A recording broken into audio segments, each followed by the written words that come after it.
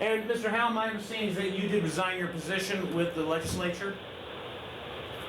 Yes, and real quick before we go into anything else, I think I may have told you this earlier, but I just want to say this on the front end that because I am cooperating with the government and the investigation is still ongoing, I cannot get into any details of the case or what happened.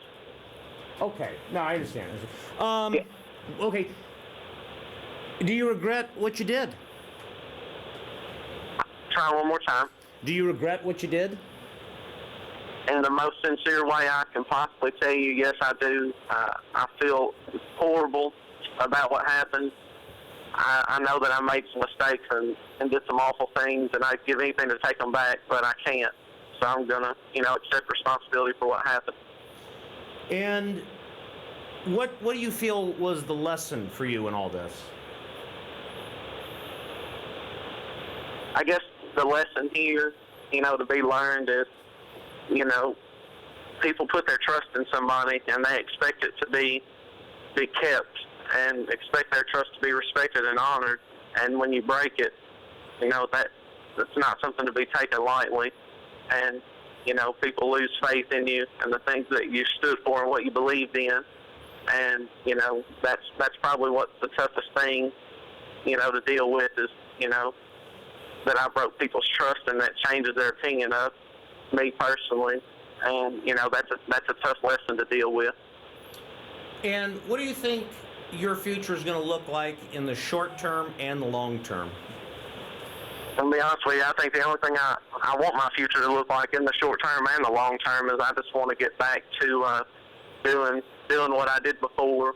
I've been an emergency worker since high school, and that's what I want to get back to doing. I don't have any. Well, of course, I can't serve again, and I don't have any aspirations to do anything, politically like that. I just want to get back to doing what I know how to do, and that's helping people and taking care of the community in the way that I've done it previously. I think the big question that everyone has on their mind is, why did you do it? Well, of course, genuinely, I didn't start out in this deal to do anything wrong. I genuinely ran for office because I cared. But, as things started going and, I took some advice that was bad advice, which led me to make my own decision, which were the wrong decisions to do the things that I did. And, I got caught up in all that was going on with the election. It was intense.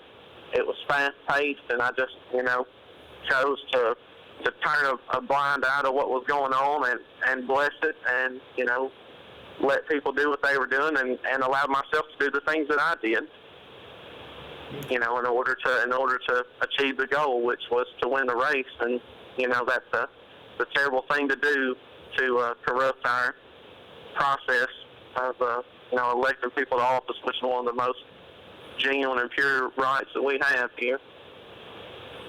Would it be fair and accurate to say that you were blinded by ambition? Well, I certainly say that I was blinded by something. I don't know that it was ambition. I think I was certainly blind to good judgment. Certainly that possibly, has something to do with it.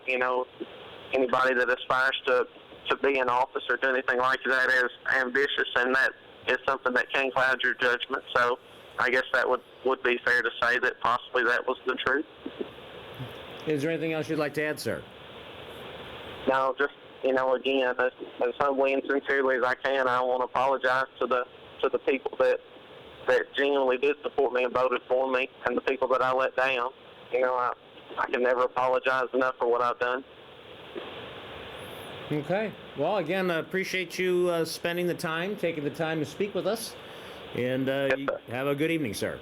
Okay, thank you. Thank you. Bye-bye.